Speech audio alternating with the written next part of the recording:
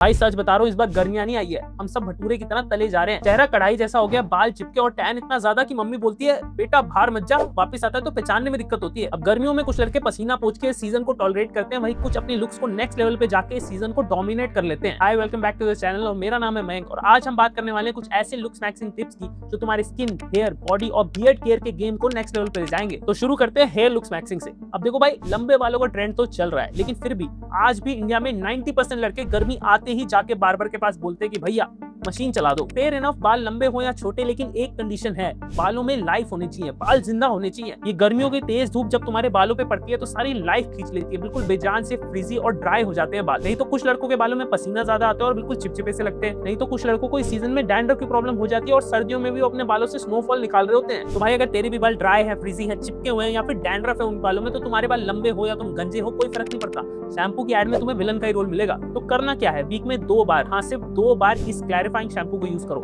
ये करता क्या है कि तुम्हारे स्कैल्प को बिल्कुल अच्छे से क्लीन कर देगा। तो अगर तुम्हें डैंड्रफ है या फिर तुम्हारे स्कैल्प पे बहुत ज्यादा ऑयल है या फिर पसीना बहुत ज्यादा आता है स्कैल्प में, तो उसे क्लीन करके तुम्हें एक हेल्दी स्कैल्प मिलेगा। और अगर स्कैल्प हेल्दी होगा ना, तभी तुम्हारे बालों में जान आएगी। और उसके साथ अगर तुम्हें डैंड्रफ की प्रॉब्लम है तो ये वाला शैम्पू यूज करो। मैंने जितने भी एंटी डैंड्रफ शैम्पूज यूज करे हैं ना, उन सब में से ये बेस्ट है। और ऑब्वियस बात है, मैं इस वीडियो में मल्टीपल ब्रांड्स बताने वाला हूँ, इसलिए किसी ने भी इस वीडियो को स्पॉन्सर नहीं किया है। अब बालों की लेंथ पे आते हैं। अगर बाल 1-2 इंच के हैं तो भाई कंडीशनर यूज करके क्या करोगे, तुम सिर्फ अपने स्कैल्प के पोर्स को ब्लॉक ही करोगे। इसलिए अगर बाल 1-2 इंच के हैं तो कंडीशनर यूज मत करो, सिर्फ बालों को धो लो। लेकिन अगर आपके बाल 3-4 इंच या उससे भी लंबे हैं तो कंडीशनर यूज करना मस्ट है, क्योंकि आपके एंड्स तक जो है बालों का नेचुरल मॉइस्चर पहुंच ही नहीं पाता। बस एक काम मत करना, वो जेल और वैक्स से चिपचिपे हेयर प्रोडक्ट्स जिनसे तुम्हारे बाल आलू के फ्राइड चिप्स लगते हैं ना, वो मत यूज करना इस गर्मियों के सीजन में। स्टाइलिंग के लिए आप तो पाउडर वैक्स यूज कर सकते हो, नहीं तो कोई भी लाइट वेट सीरम भी यूज कर सकते हो। चलो अब चलते हैं स्किन लुक्स मैक्सिंग पे। अब भाई गर्मियों में ना हम सभी लड़के एक ही नाव में सवार हैं और वो नाव पानी में नहीं तैर रही, वो तैर रही है तेल में। सबके ऑयली स्किन है, सबके फेस पे पिंपल्स है, सबकी स्किन डल हो रखी है, क्योंकि इस गर्मी के मौसम में पोल्यूशन और गर्मी और पसीने की एक खिचड़ी बनके ना हमारे फेस की सारी ग्लो निकाल देती है। तो भाई प्लीज, जिस साबुन से अपने कच्चे धो रहे हो उसी से अपने फेस को मत धो।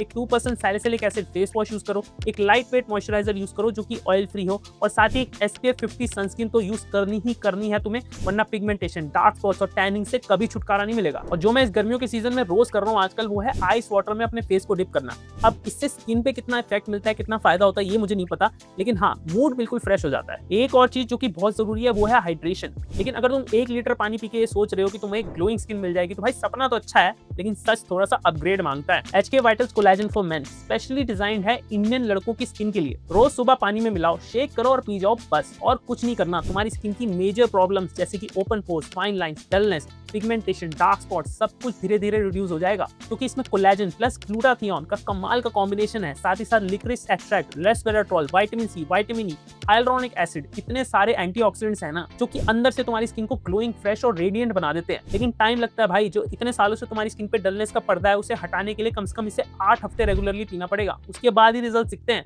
इसलिए ओवरनाइट रिजल्ट्स एक्सपेक्ट मत करना। बोनस टिप बता रहा हूँ कि हेयर फॉल भी रिड्यूस होता है इसको पीने के बाद। तो भाई स्किन, हेयर और कॉन्फिडेंस तीनों का अपग्रेड मिलेगा इसको यूज करके। और सभी प्रोडक्ट्स जो वीडियो में बता रहा हूँ उनका लिंक डिस्क्रिप्शन में दिया है, जहाँ से आसानी से बाय कर सकते हो। अब बॉडी लुक्स मैक्सिंग के लिए क्या करना है, देखो फेस के लिए तो मैंने काफी चीजें बताई है, लेकिन अगर तुम्हारे और भी जगह टैनिंग है, मान लो हाथों पे या गर्दन पे या पैरों पे, तो एक कमाल का सोप मिला है मुझे। डर्माटच ब्रांड का आता है, लगभग 150 रुपए का, और इसके अंदर कोजिक एसिड प्लस ग्लूटाथियोन का कॉम्बिनेशन है। और जेन्युइनली बता रहा हूँ, ये सोप काम करता है भाई। सिर्फ इससे तुम्हें रोज नहाना है और जो तुम्हारी बॉडी पे मेलेनिन चिपका बैठा है ना, ये उसे धीरे धीरे रिमूव कर देगा। और गर्मियों में तो लड़के रोज नहा भी लेते हैं, तो भाई इस सोप से नहा लेना, बॉडी भी ग्लो करेगी। और बगलों की बदबू का इलाज है ये रोल ऑन, जिसे लगाने के बाद 2 दिन भी नहीं नहाए ना तो पता नहीं चलेगा किसी को।